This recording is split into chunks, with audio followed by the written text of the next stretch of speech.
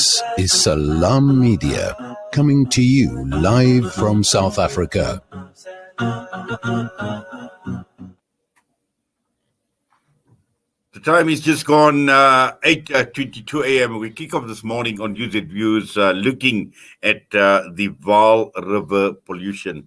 Now, this has been a major talking point for far too long. It's been a huge problem. It's been a massive problem. And for people living in that area, we've spoken to them over the years. And in fact, we've spoken to so many people. And now we've learned about the South African Human Rights Commission saying that constitutional rights of people have been violated as a result of the pollution involved. And we're joined this morning by Mike Gaade, who is with Save the Vaal. Mike, good morning to you and welcome to the show. Good morning, and good morning to your viewers. Mike, I know at Salam Media, we've covered this issue over and over again, and there seems to be no light at the end of the tunnel, and there seems to be an ongoing problem. Just how long has this Vaal pollution thing been a problem? Well, it's over 10 years ago that Save the Vaal Environment, the NPO that I'm a committee member of, that it's about 10 years since we first got a court order on the mayor and the municipal manager to desist from polluting the Vaal and come up with a plan as to how they were going to maintain the sewage plants and stop the sewage running into the Vaal. Now, it's got worse in the last 4 to 5 years, and that culminated in a new court order in 2018, whereby, again, the municipal manager and the mayor were, there was an order on them to desist from polluting the river and come up with a plan. And they had about, I think, a month to come up with a plan.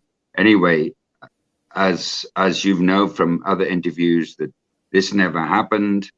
And eventually, Save in 2019 went back to court and joined Department of Water and Sanitation, Ministry of Finance, Ministry of the Environment, and basically, and Gaade, Gauteng, because by then, Gaade were administrating ELM, as you well know, and of course, there was no point in dealing directly with ELM because they basically had no power to make decisions on the finance and so on, and so we were engaging, and then obviously the parties that were ordered to join the original court order had time to object, and they did object, and in the end, and that process was still going on when Gauteng province said to us, "Look, we're responsible for ELM. We have no real grounds to object, so we think we should get together rather than go back to court." And that was last October, so it's coming up 18 months ago, and so we followed that path, having meetings with Gauteng and DWS, but it's just ground to a halt. So really, so Save actually have given notice to the defendants that we're going to go back to court to get this order strictly enforced. Now, Mike, the fact of the matter is, as you mentioned, from the municipalities through to the local authorities, provincial authorities, national government, even the South African National Defence Force was involved at some point in time as far as the problem surrounding the Vaal area is concerned. And with all this involvement, and as you mentioned, years and years later, they just can't seem to get it right, and this is the reason why people like yourselves, why organizations like yourselves have now have now got to turn to the courts. Correct, and the report from the SAHRC says that the only way to solve it was to go up the levels of government. Back to the province, and from the province up to national government, because there's no ways we're going to get this fixed with the LN. So, exactly, and they've also suggested that that they are that clearly these people are breaching our constitutional right. So, in fact, I presume they could be sued under the Constitutional Court. Yes. Now, I think also one needs to understand that, citizens obviously have got rights. And we're talking about fundamental rights. We're talking about basic rights. And obviously, together with that, it's about dignity. It is about respecting the dignity of your citizens. And when one listens about the problems, about raw sewage spilling out into streets, into homes, and all of that obviously is infringing on the dignity of people. And at the same time, in terms of the government and the authorities taking responsibility for the environment as a whole. And it's said that citizens have now got to go take to the courts, and this is expensive litigation that we are talking about. Yet this basic right is a right of people, and the government and the authorities have done absolutely nothing until today.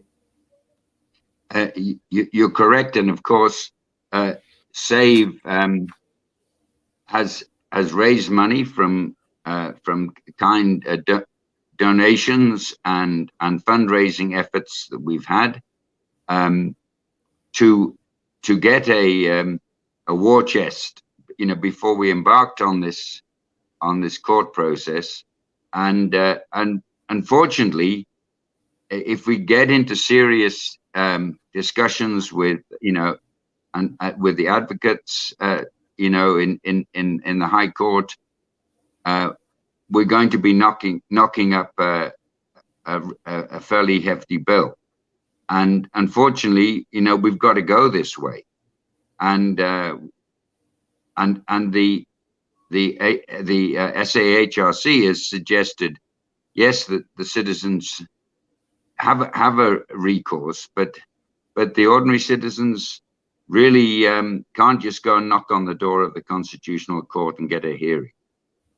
So, so you're absolutely right that and we are glad that the SAHRC have come out with all this, the full report that's comprehensive. It's covered all the issues that I can remember we discussed at the 3-day hearing in Vanderbijlpark, followed by they did a few more days up in Johannesburg to catch some other interested parties, and now, of course, how do we lean on government to make sure it's done? Exactly, and I think just apart from the problem of the environment as such, there are knock-on effects, Mike. And sometimes we don't realize what these knock-on effects mean, particularly when we're talking about health hazards. We're talking about the economy of the region or the economy of the area. And there are so many other factors. There have been so many other consequences as a result of this crisis in the Vaal area. That's correct. Of course, the country knows what a pandemic is like, and we've been living with that for over a year, well, approximately a year now. And I can tell you that the previous summer 19 into 20, before COVID was heard of, almost, we were seriously concerned that with the hot summers we're having, hot, dry summers, less rainfall to wash away the sewage into the river and so on, that there was a serious threat of that we could get a cholera outbreak and become like, some other states in Africa that, that live with this sort of problem because they don't treat sewage. Now, just as far as the, I know this is, this is a group of people who have obviously shown a lot of concern, but taking this matter to the highest level at this point in time, and as I mentioned, we've had national government involvement in this. I mean, what is national government actually saying to you, Mike?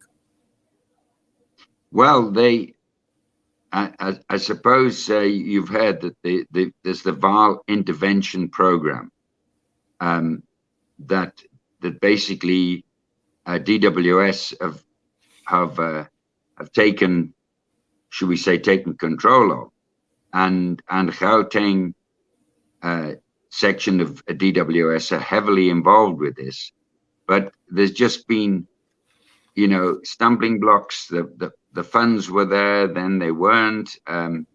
We believe they're there again now. So the DWS themselves went out with inquiry documents for requests for prices, and a number of contractors are as we speak being appointed to work on this program. But the whole thing is, they've had people working on it before. They had East Rand Water Authority, Airwatt, working from June 2019 to June 2020, and they got so far with it, but now they've been gone. The contract ended. They've been gone for over 6 months. And the situation pretty much is back to where it was. Yes, Mike, just now that this report has come out and the findings obviously are very, very clear in terms of violation of the constitutional rights, where to from here? Well, we're going to continue working with DWS. We've planned discussions with them. We know that these orders are being placed, but we need to see a program, which we've seen before several times, but we need to see a program and have the power to be able to monitor it and comment on it and be kept informed, because that really hasn't happened in the past. We've had to pick up information mainly from what is obvious in the streets, and with discussions with certain Emfuleni municipal members, but we want to work with DWS and move this forward, but it's just been so long.